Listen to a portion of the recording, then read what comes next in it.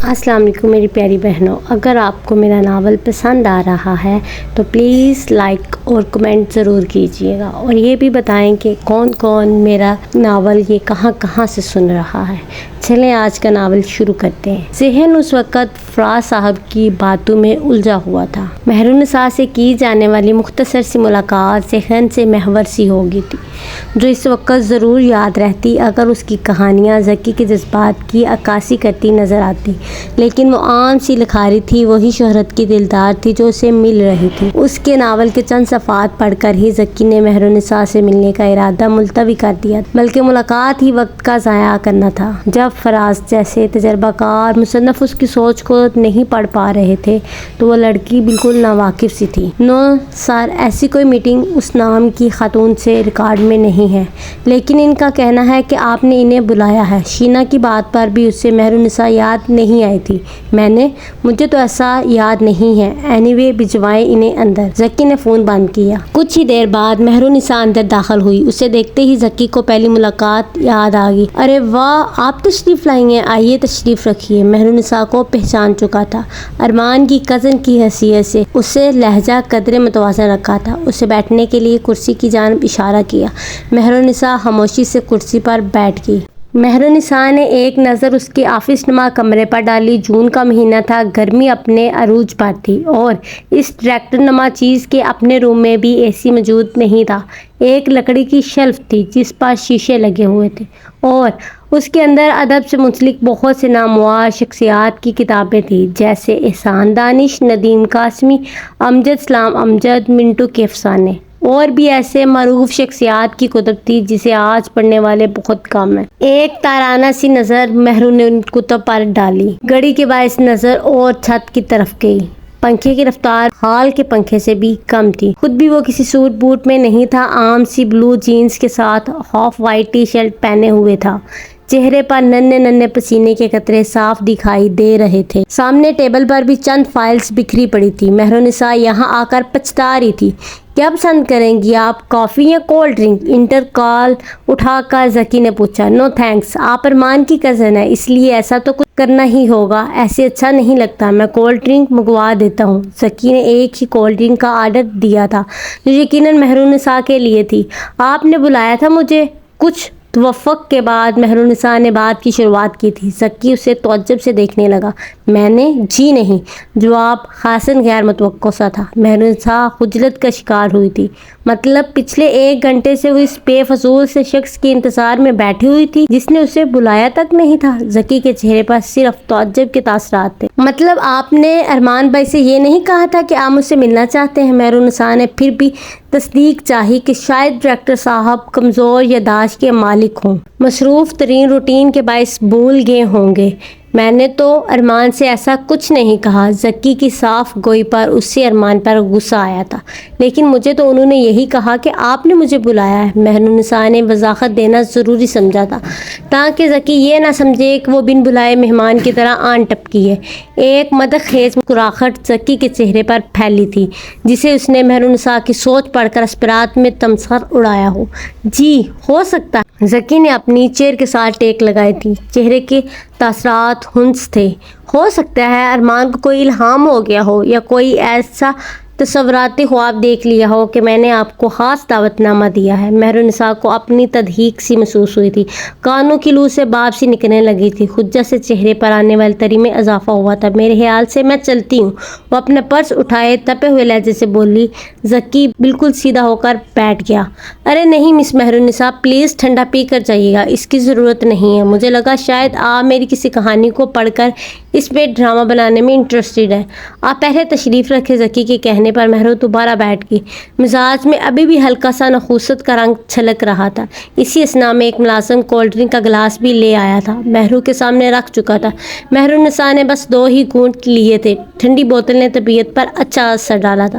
مس مہرو، میں نے آپ کا وہ ناول پڑھا ہے جو آپ ابھی لکھ رہی ہیں، اور آپ کے دوسرے ناولز کے چند صفحات بھی پڑھے ہیں، لیکن I'm so sorry، وہ میرے معیار کے نہیں ہیں۔ وینیکیس، سیکنڈ میرج، زمیندارانہ اثر و سوکھ کو بڑا چڑھا کر دکھانا، ہر ناول کی سیم کہانی ہے، سب کے ایک جیسے روڈ ہیروز، بلکہ میری نظر میں وہ روڈ نہیں بلکہ وہ ہیرو انسانی درجے سے بھی گرا ہوا کریکٹر ہے۔ میں تو ایک ایسے شخص کو پرلے درجے کا انسان بھی کہنے کے حق میں نہیں ہوں جنہیں آپ ہیرو کے طور پر پیش کرتی ہیں اپنے ناول پر اس نے ہمیشہ تعریف ہی سنی تھی، پہلی بار تنقید سن رہی تھی۔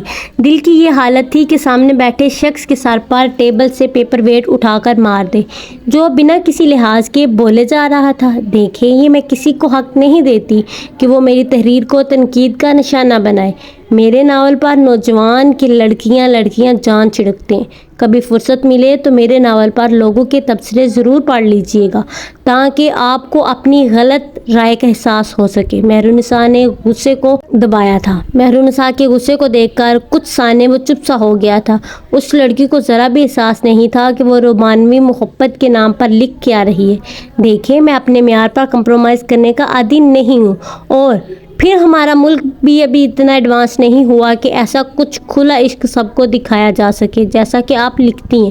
میرا مشورہ ہے کہ آپ اپنے ہمسائے ملک میں اپنے شاہکار کو ضرور آزمائیے گا، شاید وہ آپ سے ضرور مستفید ہونا چاہے۔ ذکی کی بات پر مہرالنساء کا چہرہ غصے سے سرخ ہوا تھا۔ کتنی آسانی سے وہ اس کے لکھے بے باک سین کی نشاندہی کر کے اسے خانیت کے نچلے درجے پر لا پٹک چکا تھا۔ Mind your own business mister Zaki. Mehrunnisa کا غصہ انتہا کی حد کو چھونے لگا۔ Mind your own business mister Zaki. Mehrunnisa کا غصہ انتہا کی آخری حد کو چھونے لگا تھا۔ کانوں کی لو تک سرخ ہو گئی تھی، لگ رہا تھا چہرے سے پاپ اٹھ رہی ہے۔ وہ اٹھ کر کھڑی ہو گئی تھی، پھر پیچھے مڑ کر بولی، آپ جیسے تھرڈ کلاس ڈائریکٹر کی اوقات ہی کیا ہے کہ محبت جیسے لطیف جذبے کو سمجھ سکے؟ جبھی تو آج تک آپ کا نام کسی بھی چینل کے ادنے سے ڈرامے کی لسٹ میں بھی میں نے نہیں دیکھا۔ اور مجھے اپنی جانب انگلی کر کے کہا، کون نہیں جانتا میں کیا ہوں اور کیا نہیں، یہ مجھے میرے پرستار بتا چکے ہیں۔ مجھے آپ کے مشورے کی ہرگز ضرورت نہیں ہے۔ وہ لفظوں کو چبا کر یوں بول رہی تھی گویا جیسے سامنے والے مخاطب شخص کو بھی کچا چبانے کا ارادہ رکھتی ہو۔ ذکی اس کے چہرے پہ غصے اور تنے ہوئے انداز کو دیکھ کر کھڑا ہو گیا۔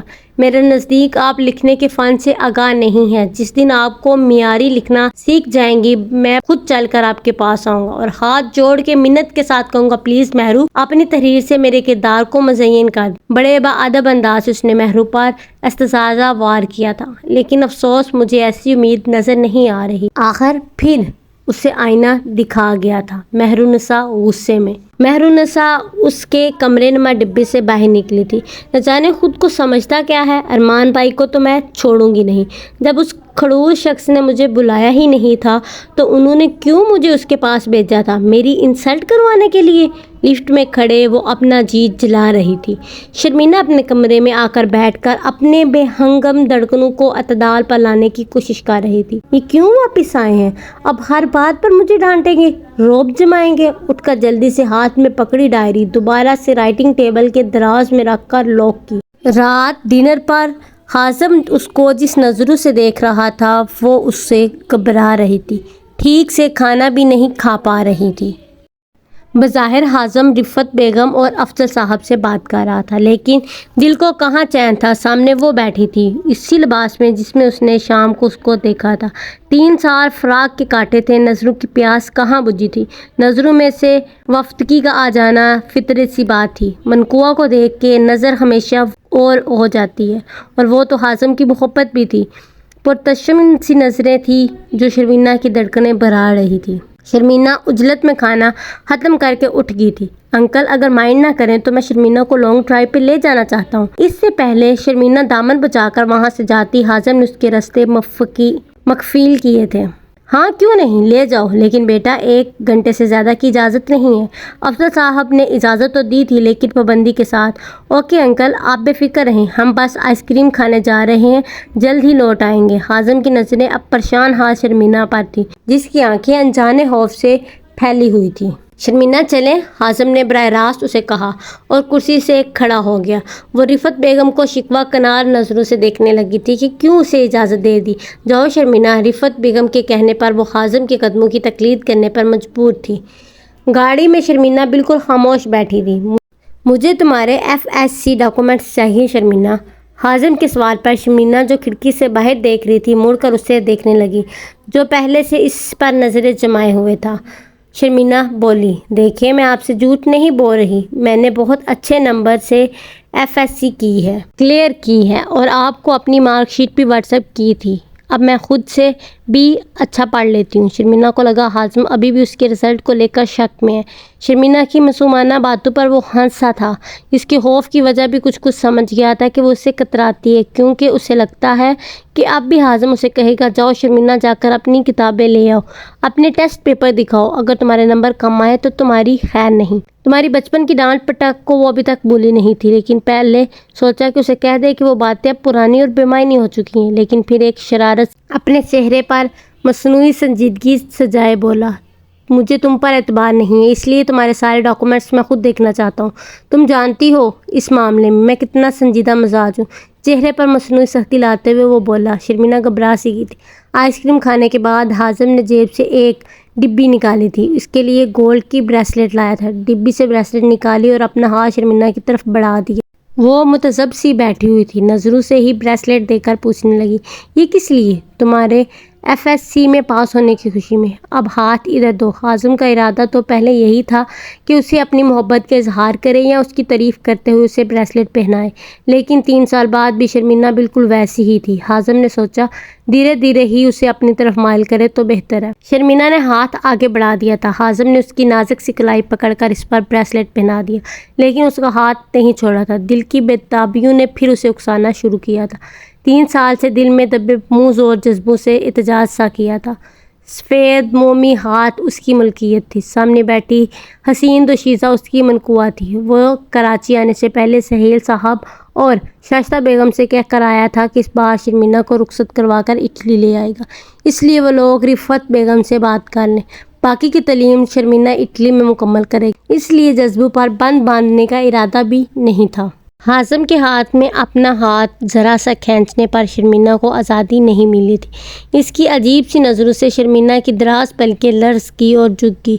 दिल सुगड़ कर फैला था। धड़कनों की आवाज़ कानों में यूं गूंजने लगी गोया दिल अपने मकाम से हटकर कहीं और आ गया हो। बहुत खूबसूरत लग रही है तुम्हारे हाथ में ये ब्रेसलेट, इसे कभी उतारना मत।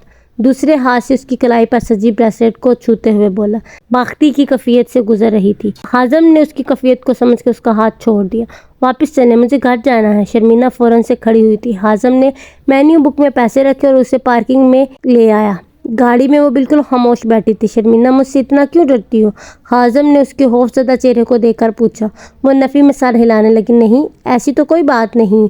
नजरें चुरा रही थी। चेहरा बदहवास था जो इस बात की चुगली खा रहा था। फिर मुझसे बातें किया करो। 3 सालों में तुमने कभी मेरा फ़ोन अटेंड नहीं किया। मैंने कई बार फुफ्फो से कहा मुझे शर्मीना से बात करनी है, लेकिन वो कहती हैं कि तुम नहीं करना चाहती। कई बार मैंने तुम्हारे सेल फ़ोन पर भी कॉल की, लेकिन मेरा नंबर देखकर तुम फ़ोन ही ऑफ कर देती हो। क्यों शर्मीना? न चाहते हुए भी वो शिकवा कर बैठा था। गाड़ी वो काफ़ी स्लो चला रहा था। शर्मीना इन सवालों से बचना चाहती थी जो हाजिम की ज़ुबान पर। ये घर कब आएगा? शर्मीना ने घबराते हुए पूछा था। तुमसे कुछ पूछा है मैंने, इसका जवाब दो। इस बार हाजिम का लहजा बदला था। हाजिम भाई, मुझे सुबह कॉलेज जाना है। भाई नहीं हूँ मैं तुम्हारा, शौहर हूँ।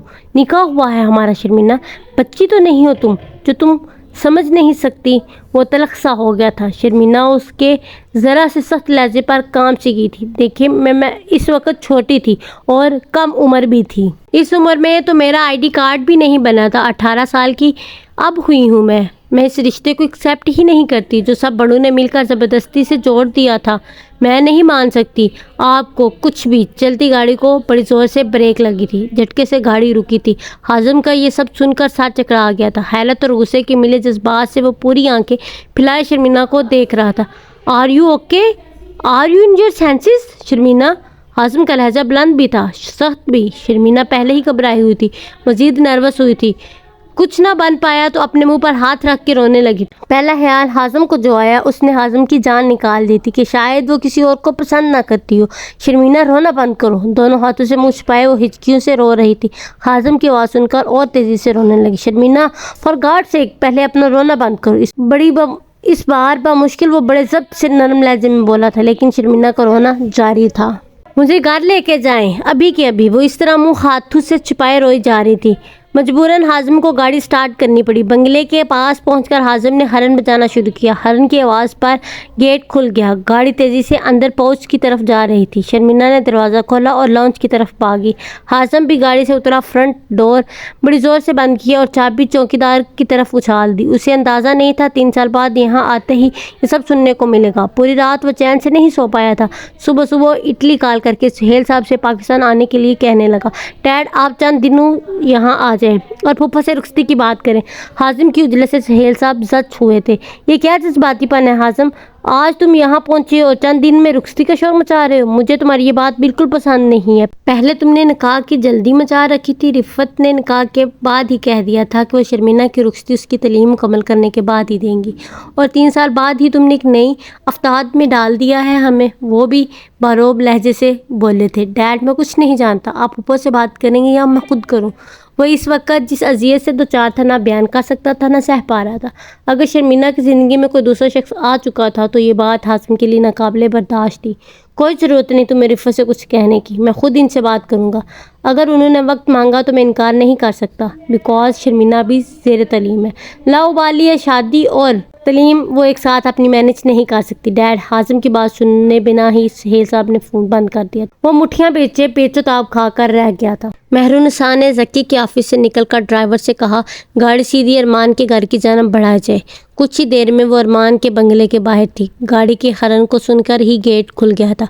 खूबसूरत वसी अर्स बंगला, फूलों से मज़य्यन लान में कुर्सियों पर ही अरमान और ज़ैनब अपनी वालदा के हमरा महवरे गुफ्तगू थे। चाय के साथ बहुत से लवाजमात भी मौजूद थे। मेहरुन्निसा को देख कर तीनों ही मुस्कुराने लगे, लेकिन वो तीखे अंदाज लिए अरमान के सामने खड़ी हो गई। कब आपके इस फटीचे डायरेक्टर दोस्त ने मुझे बुलाया था अरमान भाई, तो आपने मुझे इसके पास क्यों भेजा? ना सलाम ना मेहरुन्निसा का ये तंदो तेज लहजा सुनकर अरमान से पहले ज़ैनब को बुरा लगा। अरमान मुतज़ब सा खड़ा हो गया। महरू, ये क्या तरीका है बात करने का? से भी प्लीज़, आपको नहीं पता इस खड़ूस शख्स ने कितनी बातें सुनाई है मुझे। कहता है कि मेरे लिखने का म्यार नहीं है, मुझे सिर्फ चंद तारीफ़ी जुमले चाहिए होते हैं। He is bloody. महरू न जाने क्या सख्त लफ्ज़ बोलने वाली थी जब ज़ैनब ने डांट दिया, महरू बिहेव योर सेल्फ। महरू की आंखों के डोरे अब भी गुलाबी थे। ज़की ने तुमसे ऐसा क्या गलत कह दिया है? रुको, मैं फ़ोन करता हूँ उसे। अरमान ने अपना फ़ोन जेब से निकाला था। नहीं अरमान भाई, मुझे पहले सिर्फ ये बताएं कि क्या उसने आपसे कहा था मुझसे मिलना चाहता है? महरू, वो मेरी मेहंदी पर तुमसे यही कह रहा था कि मेरी शादी के बाद मुलाकात करेंगे। मुझे लगा शायद वो इंटरेस्टेड है। ज़की ऐसा लड़का तो नहीं है कि किसी खातून से बदतमीज़ी करे, लेकिन अगर उसने ऐसा किया है तो मैं उसे छोड़ूंगा नहीं। तुम मेरी छोटी बहन हो महरू। अरमान भी गुस्से में आ गया था। मेहरुन्निसा अब कुछ नॉर्मल हुई थी। रहने दे, उसकी तबीयत तो मैं बहुत अच्छे से दुरुस्त करके आई हूँ। ये कह के वो कुर्सी पर बैठ गई थी। बात क्या हुई है महरू, मुझे बताओ। ज़की को तो मैं बहुत अच्छे से जानती हूँ, कई बार अरमान के साथ घर आया है, मिलने आ चुका है। मेरे सामने तो अदब से नज़रें भी नहीं उठाई उसने। अरमान की वालदा को अव्वल बात का इल्म तो नहीं था, लेकिन बरखाल ज़की की शराफत पर शक नहीं कर सकती थी। सारा किस्सा गुस्से से सुनाया, साथ ही साथ गुस्से के मारे 4-5 कबाब भी प्लेट से उठाकर खा चुकी थी। हाला उसे तसल्ली देने लगी। अरमान अलबत्ता खामोशी से सारी बातें सुनता रहा। अरमान भाई, उसकी हिम्मत तो देखें, मेरे ही मुंह पर मेरे ही नावल की बुराई कर रहा है। देख लीजिएगा, कभी कामयाब डायरेक्टर नहीं बन पाएगा। मेहरुन्निसा अब अपने कप में चाय डाल रही थी। कुर्सी पर अलती पलती मारे बैठ कर चाय पीने लगी। तुम्हें आइंदा ज़क्की से मिलने की ज़रूरत नहीं है। अरमान ने इससे क्यों ना के बात इतनी संजीदा नवीयत की नहीं थी, बस यही था कि ज़क्की को उसकी कहानी प्रोडक्शन के लिए पसंद नहीं है। मैं मिलूंगी उस थर्ड क्लास डायरेक्टर से। माय फुट अरमान भाई, मेहरुन्निसा नखुसत से बोली।